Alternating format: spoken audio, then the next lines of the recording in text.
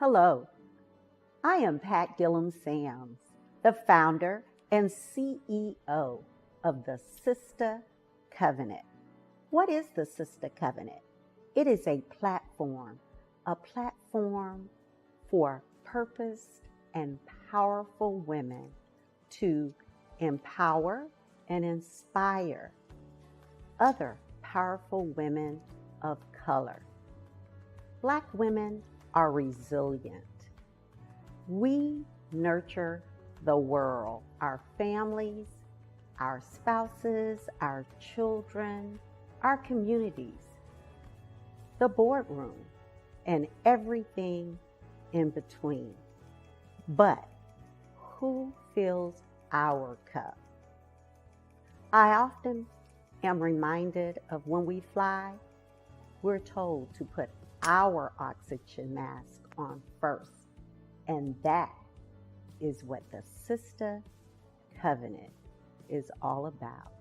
It's a safe space for authentic dialogue between sisters, my friends, your friends, all of our friends, coming together for a time such as this. Join me Sunday mornings, 8:30 a.m. Eastern Time, first, third, and fifth Sundays for the Sister Covenant, a safe space to laugh a lot, cry a little, and fill your cup.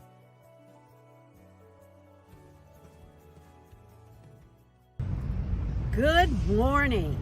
Great Sunday morning. I must be honest, it's not Sunday. It is the last day of March, Women's History Month, and I am in Washington, D.C., surrounded by the cherry blossoms. It is spring, y'all, and I am so humbled to be here in the birth of American history. It is Black Women's History Month. We just came out of Women's History Month and Black History Month in February, and we are surrounded by history, from Mary McLeod Bethune to Rosa Parks to current history with Kamala Harris. Black girl magic is everywhere. I thank you for being on this journey with us for 2.5 years, and we have more history to make. I am excited because I had the opportunity to speak with one of my mentees, a leaguer, 22 of the Legacy League. And I will share that conversation with you shortly. But before we get there, I want to thank you. Thank you for being on this journey and being a part of the Sister Circle. If you are not yet a part of the Sister Circle, it's easy. Just click on your smartphone or your computer and join the Sister Circle. You don't have to be a sustaining sister or even a sister's keeper to be a part of the Sister Circle. But if you want to join us in sowing a seed and empowering women all around this country, I encourage you and ask you to consider being a sister's keeper. You see those women on that screen, the sustaining sisters, my ride or die sisters, 20, 30, 40 years. Many of them that you see in the video, I thank them for being a part of my village for many, many, many years. I am so excited to share with you a video, a PSA from Melissa Fulmore Hardwick, Brown Girls in the Boardroom, our March Sisters Keeper. I want them to have the type of boldness that somebody saying no to them does not stop them. I want them to walk away saying, I am smart, I am beautiful, and the sky's the limit for me.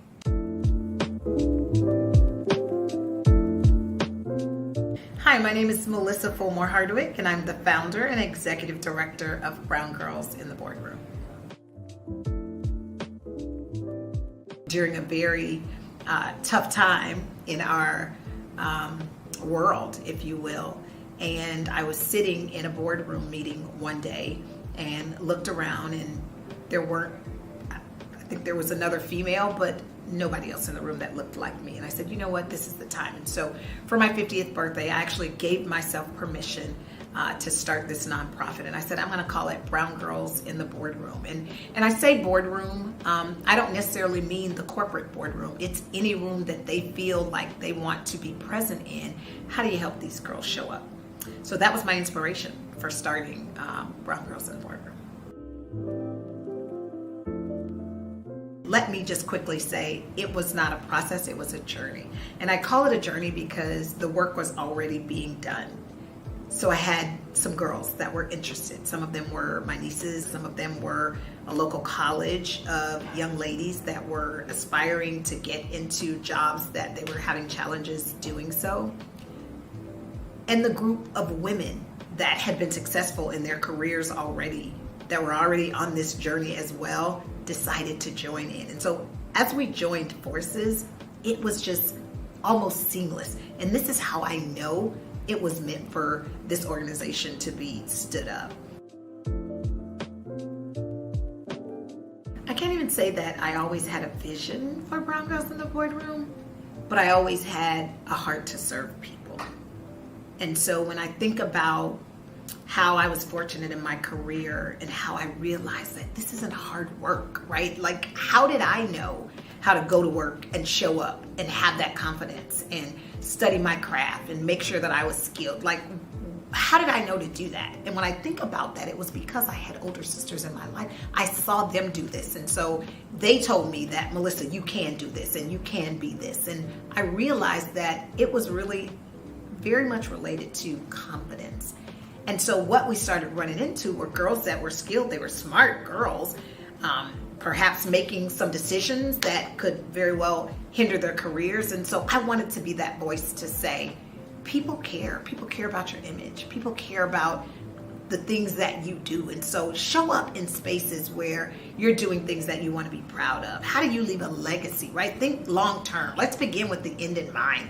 And I think what needed to happen was they just needed the space and to see somebody that looked like them, that was really doing it, that was living this talk out loud. I think about growing up, how older women would always say, you should do this and you should do that. In the back of my mind, I'm thinking, but you aren't doing that, right? And so I wanted to be an example and not just talk about Brown Girls in the Boardroom, but Melissa, how do you show them what that looks like in real life? And so to say that I thought I would always want to do something like this, I can't say that I did. But I knew early on that when my career started to climb, if you will, I knew that I wanted to help other girls be in this same position. I get nervous when I think about where Brown Girls in the Boardroom can go. I'm a wife. I'm a mom of a thriving 10-year-old, and I'm a CIO, so I have a day job.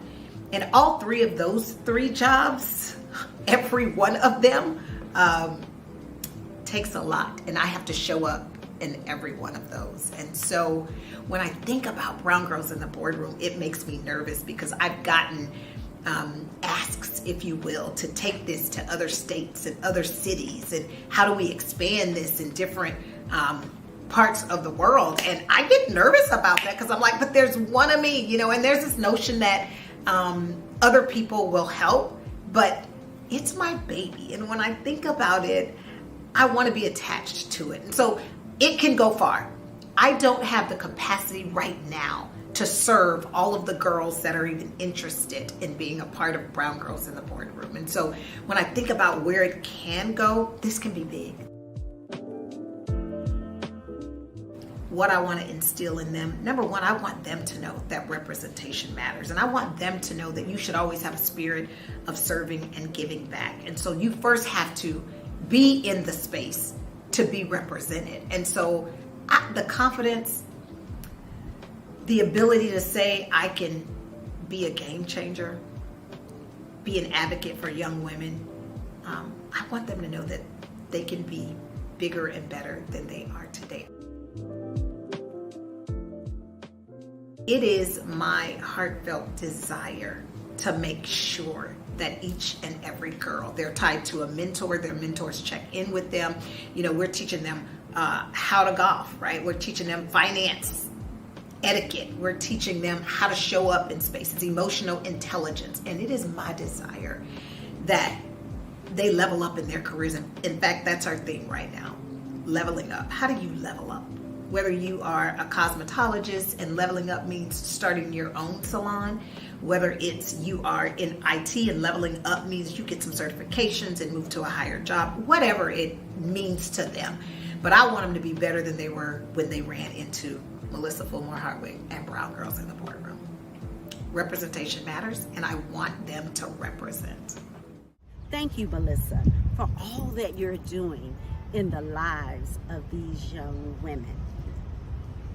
Other sustaining sisters and sisters keeper, Brenda Jackson, New York best-selling author, Dr. Lorraine Polite Clark, Sonia Jackson Miles, and my biological sister, Barbara A. Jones, the Carter Du Prince Jones Foundation. Thank you, thank you, thank you, all of these beautiful women. Now, I'm excited.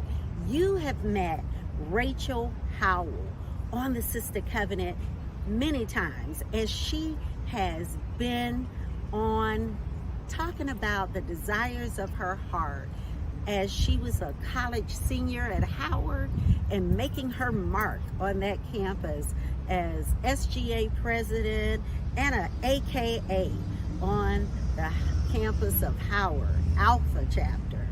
She has since graduated and done some amazing things right here in this beautiful city of Washington, D.C. And she is coming on to talk with us this afternoon about where she is in her journey and how she can share with other young ladies the desires of your heart, but then waiting and having faith and patience on God. I want to share that conversation with you now. Hello, hello, hello, and welcome as I visit with my mentee and this beautiful young woman that has blossomed on the Sister Covenant, Rachel Howell. We are here in beautiful DC in the cherry blossoms, and we are at Tate and enjoying a latte and a wonderful salmon. If you can see that, she's kind of devoured it right now.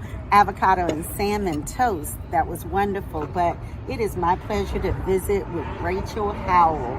Hey, Rachel. Hi, Miss Pat. How are you? I am doing well. Good. I'm doing well. Well, I am honored because we're on a journey. It's not a destination, right? And we've been on this journey together for 3 years. So for those folks that haven't kept up with you, tell the Sister Covenant audience where our connection began. Yes, so I met you through Austin, and then when I was student body president at Howard, I believe you reached out for me to join the Sister Covenant for a podcast, and then that's when I started preparing for the law school journey that I'm still on, just with a new outlook and a new heart of gratitude. So that's where our relationship began. So this beautiful young lady, being a little modest, which I'm not used to from her, we have become very close as women, Christian women, as sisters. She is my mentee and little sister. She is a Leaguer 22 of the Legacy League. And as she said, my son and her are good friends because she was SGA president at Howard while my son was SGA president at Hampton. And she's a beautiful woman of Alpha Kappa Alpha sorority. And of course, I am a Delta, as we all know, and that's one of the reasons I'm here in DC. We just had Delta Days at the nation's capital. But Rachel, bring us up to date. You graduated from Howard in 2021, and tell us a little bit about your journey from the SGA days and the AKA days at Howard, and the first time you took the LSAT. So bring us up to date. Oh yes, I would love to. So took the LSAT for the first time in October of 2020. Oh yes, of 2020. Okay.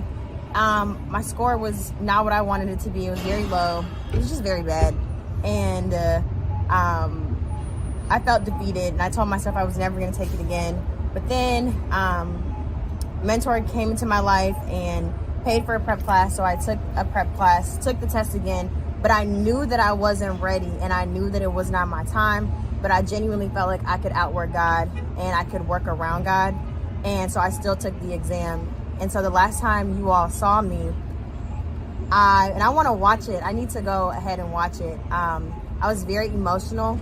Well, the first time you were on was in January. Yes. And you had taken it. And that's the second time. I took it in January. I took the LSAT again in January of 2020, but I was waiting for my score. But I knew deep down that I wasn't going to apply, which is why I could never finish my personal statement. And I knew that I knew that my score was not going to be what I needed it to be. So because of that, I was so emotional, because I was asking questions like, what do you do when things don't work out? Because I knew that I wasn't going to go straight to school then, even though I didn't know what that January score was going to be.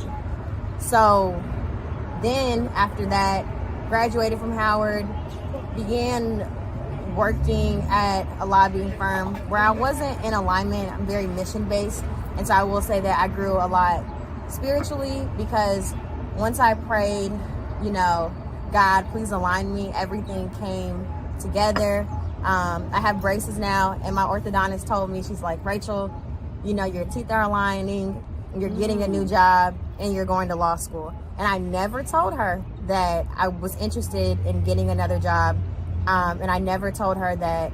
I only talked about the obstacle. I only talked about having to take the LSAT again. And I never really talked about law school. So knowing that she was able to sum up all of the things that are currently happening, I'm very grateful for her prophetic power. And now everything is aligning. So now I work with the Congressional Black Caucus Foundation, and I love my job. I love the work that I do. And it feels great to literally thrive in chaos. And I know that I am where God wants me to be. And yeah, I'm just grateful. So we took the LSAT the first time as a senior. At Howard.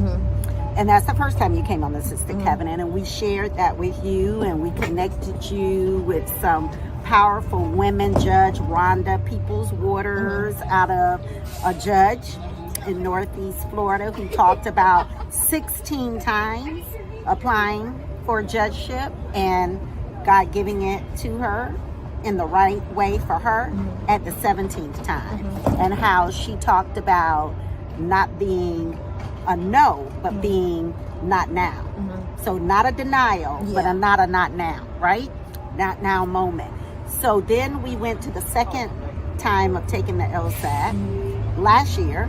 No, the second time was January of 2021. Right. Yeah. Okay. So we walked through that journey with you, and that was an emotional time for you and for us. Okay. And so since that time, you have been adulting here in the lovely Washington, D.C., had 2 jobs, one of which you love, and you're in there now. So now we're here. We're in March, the last day of March, Women's History Month of 2023. Tell us about where we are right now. Yes. So in June of 2022, I had a real conversation with God, and so I knew I needed to leave my previous job And I told God, hey God, I'm all in. Whatever you want me to do, I will do. Because the way that I was struggling, because I made an idol out of something that I wasn't supposed to make an idol out of, obviously that wasn't going to work. So I ended up leaving my job, and I needed to find a new job. So I planned on taking the LSAT for the third and for the final time in June. Final time per you. For me, yeah. Okay. All right. For me. And the final time in June of 2022. But then I had a real moment. I was telling myself, okay, I need to find a job. Like, I don't need to worry about the LSAT or law school right now. I need to literally find a job. So then after that, I had a conversation with God, and I told him, God, if this is not for me, I will be very sad. I will be very upset. I will be crushed. This will actually crush me. But God, before I even say I trust you, no, this will literally hurt me, because I feel like you are the only person who put this desire in my heart. I feel it. Like, I know that this was hand-picked for me. So if this doesn't work out, I'll be really sad, but I trust you. So I really did surrender, and I pushed my test back to a year, not expecting to ever take it again. And then boom, after the CBCF, we have our annual legislative conference, our biggest event in September. So after thriving thriving in my role, I was just on a work high, like, OMG, God, like, what else is next? And I remember I was praying to God, and I told God, I know you gave me everything I asked for. I asked to be in a Black environment. I asked to work with loving and supportive people. I asked to work from home, down to the specifics. I asked to have a supervisor that has never yelled. I asked for very specific things, and it all became my reality. But God, even though you gave me all the desires in my heart, God, I'm still disappointed. And because for some reason I feel like I'm supposed to be doing more. So then after I had that conversation, I tried to suppress the passion that I had for law school and just for the law, but it didn't work. And I knew that I knew that it was time to start preparing to take the LSAT again and to get my application materials together. And so I took the LSAT in January of 2021, and January of 2021. Oh, I get the years mixed up. January 2023. Yeah, that's where we are. Okay. Yeah. We're in 2023, so you Yeah. took the LSAT. Okay, and now, 2 months post, where are we? So I've applied to schools, and I am, still waiting to hear back, but that's okay. That's literally fine. And right now, I will just say that I have a heart of gratitude towards God and towards my community. And at the time, when I was a senior in when I was a senior in college, and when I found out that I wasn't going to go straight through to law school, that crushed me, because I genuinely thought that I failed, because everyone was looking at me like, okay, you're the student body president of Howard, you must be doing great things. But now I really understand that, like, when you pray to God and you ask God, please allow this for me, please, like, I want to be an attorney, please make it happen. If God only creates the best of the best, he's going to put you through a journey so that when you do get that desire of your heart, you will be able to represent him properly. And you can't represent God properly if he hasn't fine-tuned your humility. And so I'm very grateful that he didn't give me the desires of my heart when I thought I wanted it. And now I understand that, like, if he did give it to me when I asked, I wouldn't have kept it. I would have ruined it. So, yeah. So, Rachel, what would you say to other young ladies? This is the last day of Women's History Month. Powerful. I think I shared with you that I came to DC, a little weary of the times that we're in. We're out of a pandemic, but we're still trying to find our footing. We're still in a crazy political, divided nation. I live in Florida, so we don't really need to say a lot about that. We all know what that means. And we just have to continue to find love and lift and light, right? So what would you say to that Rachel of 21, right? That 21-year-old Rachel, as opposed to the young lady you are today, the gratitude. And what would you say to another young woman that is trying to find her footing in this space that we find ourselves in? Yeah, I will say you don't understand because you don't need to understand. And I hate when people tell me this. But it's literally the truth. And all things will come together. Like, God will really work everything out according to his plan. And there are so many things that are not in your control. And one day you will be grateful that that the things didn't happen the way that you wanted them to. And also, it seems painful. It seems painful then, but later on you'll be grateful. I would say those are the few things that I would say to myself. Yeah. The muscle. True.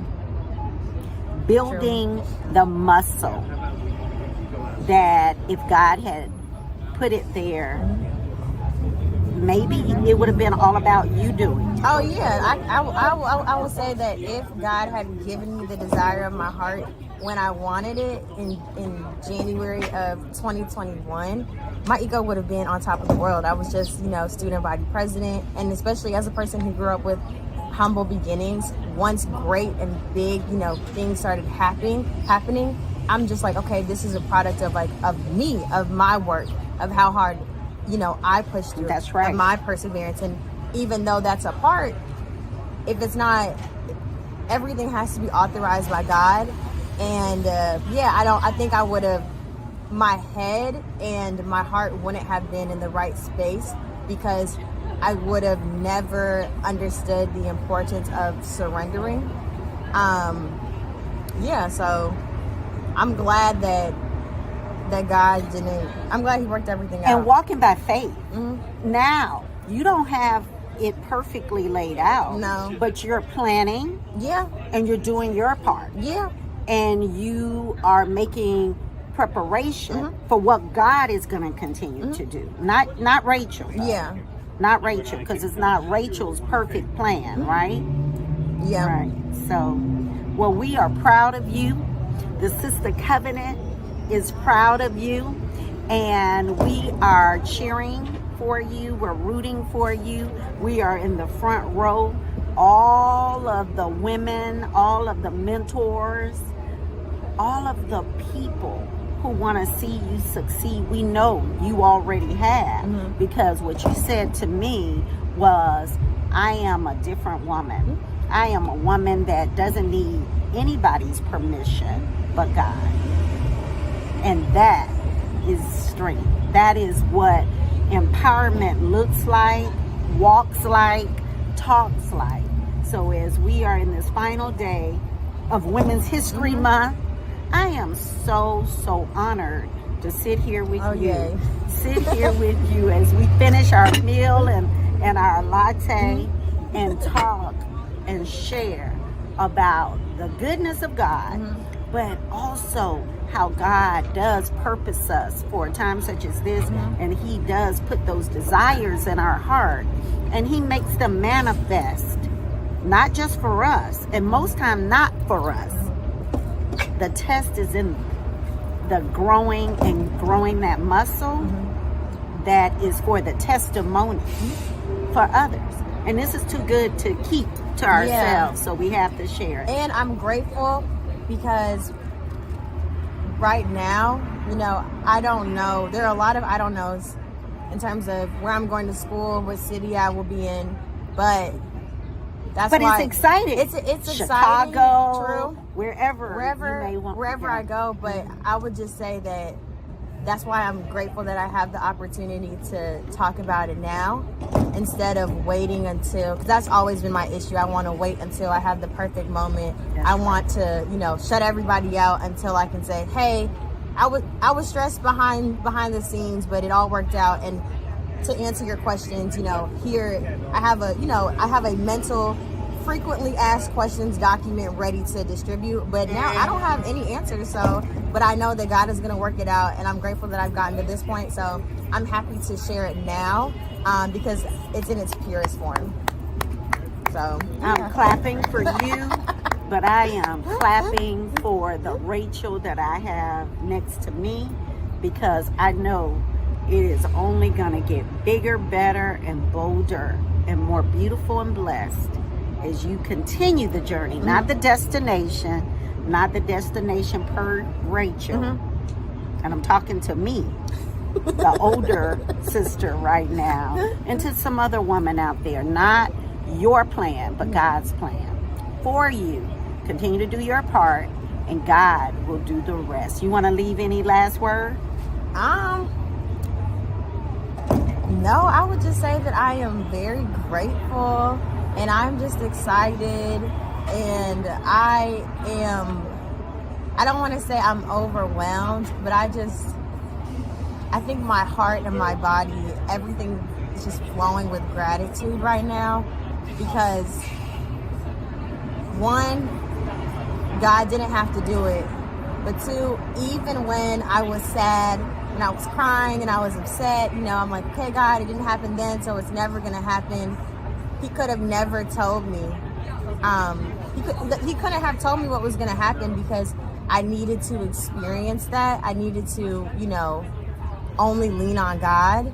And so I'm just grateful, because He's not gonna harm me, and everything is really going to work together because it's working now. And another thing that I will say that my mom has always instilled in me, she always tells me that before God changes your situation, He changes you. That's right. And now I understand that, and I understand why, because if I relied on myself, I can't even think about that.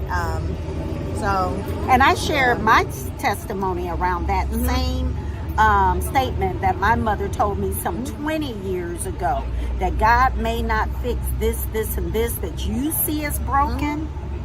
And that was around my daughter being a special needs child. He may not make her walk, talk, or do any of the things that you feel is necessary for your joy, your peace. But if you allow Him to direct your steps, allow Him to come into your circumstance and not you try to control it, He will direct you and how you accept it and how you navigate and move in this situation and through the world. And through that, the people will see God through you, which again is bigger than you.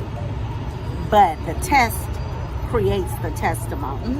I am so proud of you. Thank you. I am so proud of you. Love you to life. And now, let's go enjoy the cherry blossom. Oh, Yes. Wow, I am just so incredibly full. This is a young woman that is beautiful inside and out. And vulnerable, that isn't a weakness. That is a gift of sharing with others the greatness of God when He purposed something in your life and He positions you for greatness. Your faith will help you walk through that test and have a testimony. And I want to thank Rachel for sharing that with our audience, not just some young woman out there, but some of us more seasoned women, and how important it is to wait on your purpose. So sisters, as always, I encourage you to be vigilant, valiant in the fight for what is right. That's what we must do. Again, I'm excited to be at this moment. I've been here all week with Delta Days at the nation's capital, as well as Link's legislative days. We are going to get into some good trouble, but we are going to continue to fight for what is right. So, as always, my sisters, be bold, be brilliant, be brave. You are all so beautiful. Happy Easter, happy Black Women's History Month, and be blessed.